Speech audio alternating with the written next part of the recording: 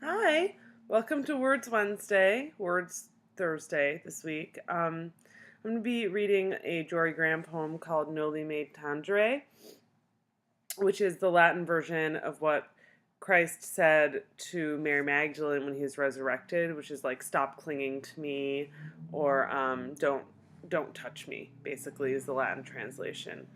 Tangere means to touch, and this poem is, just to give you a little context, I think it's about the end of a relationship. So I think um, it deals with a lot of themes revolving around distance, that like growing sense of distance that you feel towards the end of a relationship with the person you've been in a relationship with. And I think also actually, you can feel that way when you're in a relationship that you're happy in, just that sense of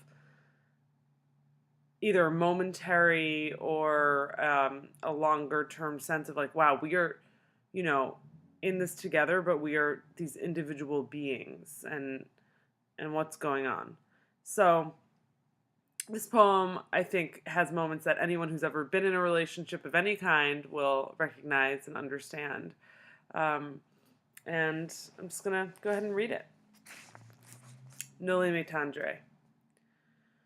You see, the angels have come to sit on the delay for a while. They have come to harrow the fixities, the sharp edges of this open sepulchre. They have brought their swiftness like music's down to fit them on the listening. Their robes, their white open mindedness gliding into the corners, slipping this way, then that, over the degrees, over the marble flutings. The small angelic scripts pressing up through the veils, the maid shape pressing up through the windy cloth. I've watched all afternoon how the large red birds here cross and recross, neither for play nor hunger, the gaps that constitute our chain link fence, pressing themselves narrowly against the metal, feeding their bodies and wings tightly in. Out of what ceases into what is ceasing, out of the light which holds steel and its alloys into the words for it like some robe or glory, and all of this rising up into the deep unbearable thinness, the great baby blue exultation of the one God, as if in satisfaction at some right ending come, then down onto the dustiness that still somehow holds its form as downslope and new green meadow, through which at any moment something swifter might cut.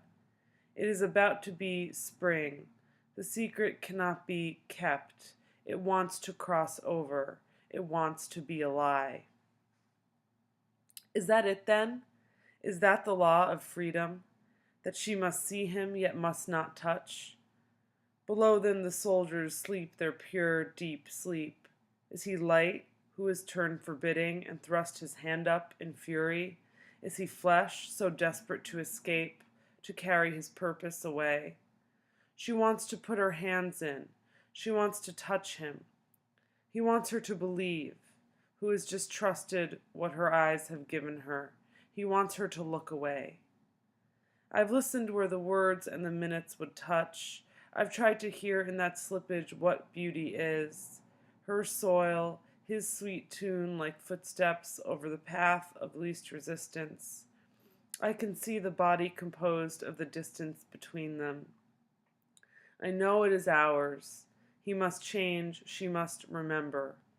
But you see, it is not clear to me why she must be driven back, why it is the whole darkness that belongs to her, and its days, why it is these hillsides she must become, supporting even now the whole weight of the weightless, letting the plot lines wander all over her, crumbling into every digressive beauty, her longings all stitchwork towards his immaculate rent, all alphabet on the wind as she rises from prayer.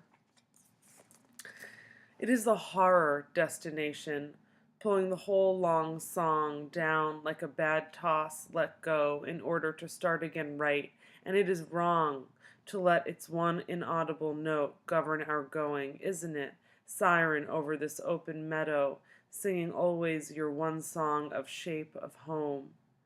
I have seen how the smoke here inhabits a space in the body of air it must therefore displace. And the tree-shaped gap the tree inhabits, and the tree-shaped gap the tree invents. Siren, reader, it is here, only here, in this gap between us, that the body of who we are to have been emerges. Imagine. She lets him go. She lets him through the day faster than the day. Among the brisk wings, upsetting the flower pots, among the birds arranging and rearranging the shapes of the delay, she lets him slip free, letting him posit the sweet appointment, letting out that gold thread, that crazy melody of stations, reds, birds, dayfall, screen door, desire, until you have to go with him, don't you?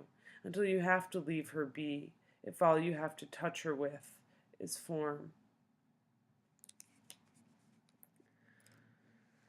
So I think this last section, the section that started from "It is the horror destination," is where, she really brings it home, and she brings it from sort of talking about, Mary and Christ to something that's a little more contemporary, that feels a little more like rooted in a reality we can all understand or have experienced. And those last lines, until you have to leave her be, if all you have to touch her with is form. I mean, that harkens back to the biblical story, because it's a moment in the Bible when, Jesus has taken human form again after dying. But it's also really relevant to a relationship in which, when, all you have to, I think of it as when all you have to connect with someone about anymore is kind of the shell of who you are, the shell of who you want them to be. And something cool about Jorie Graham is that I think you really can interpret her poems in a lot of different ways, and yet they kind of are always pulled together. And I think a lot of times she'll use like a famous Greek myth or a biblical story as a thread which connects a lot of the sort of floating parts. And I think it works a lot. Sometimes, there are definitely moments in this poem that I get a little lost, but I think she brings it together in the end. And that ending, that third part, the one that began with "It is the horror destination," it was so beautiful that that's why I chose this poem. The first two parts are a little more abstract, I think, except for, is that it then? Is that the law of freedom, that she must see him yet must not touch? Is like, what is it in a partnership that makes it a partnership as opposed to a trap? And I think, also, how do you live in this in-between space? Because in this moment in the Bible, this is Mary Magdalene, like Jesus' companion when he was just a normal human being, seeing him for the first time as this like divine figure, like resurrected. And she's, he's in a totally different form, and she's in that middling moment where she's realizing that. And I think the poem is really about that moment in which something shifts in a relationship. It's like trying to describe that moment for us, that sort of elusive moment that's very hard to describe. So this is an incredibly difficult poem to discuss, so please be kind, but that's about all I have today. And I hope you enjoyed it. Happy Words Wednesday, and have a great weekend. Bye.